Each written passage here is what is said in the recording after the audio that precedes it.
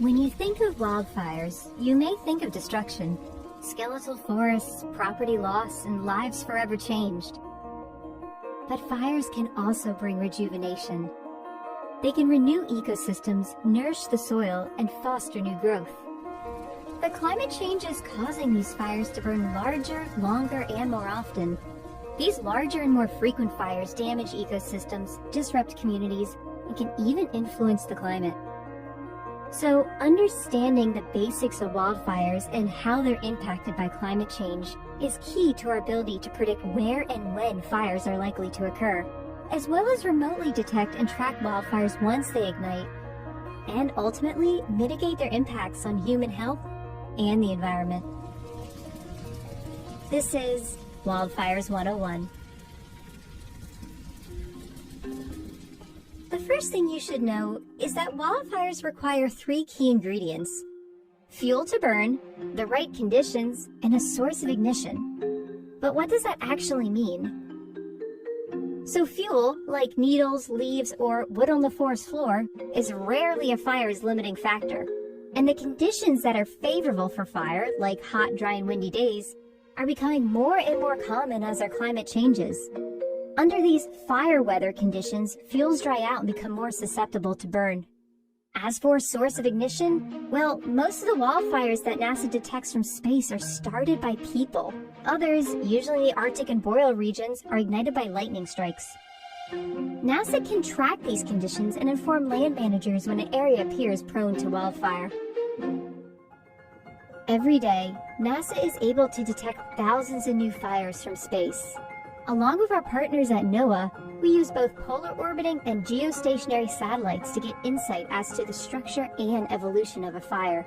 Geostationary satellites remain fixed in relationship to the globe, giving us new images of one hemisphere every 5 to 15 minutes. However, the resolution is usually coarser than that of polar orbiting satellites, which will pass over a fire twice per day. From over 500 miles above the Earth, these orbiting satellites will detect and characterize thermal anomalies, locations on the Earth's surface that are hotter than their neighbors that can indicate burning associated with new or existing fire events. Importantly, these instruments can detect fires at night, a time when wildfires typically lay down and smolder. Since the majority of large wildfires last for multiple days, the ability to track them both day and night is instrumental to helping land managers combat the blazes. But it's not just the fire itself that's dangerous. Wildfire smoke can travel for thousands of miles, having the ability to blanket large swaths of a continent from a single wildfire. Smoke from wildfires can reach high altitudes, between 3 to 6 miles, and travel with prevailing winds.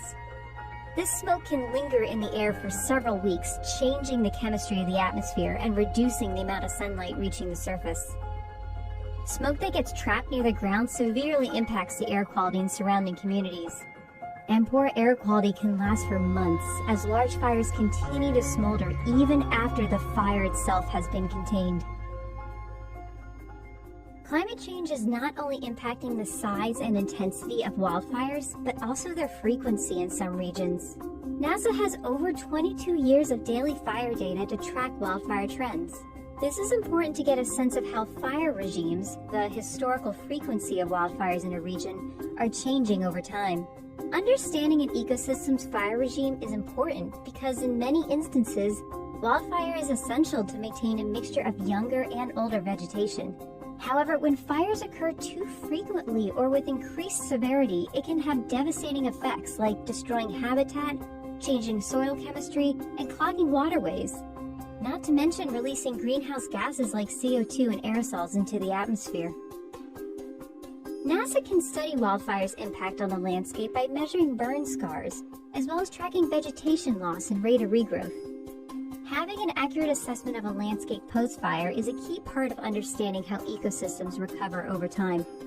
NASA's ability to not only track wildfires, but also the conditions that lead to them, is essential to our ability to mitigate their impacts.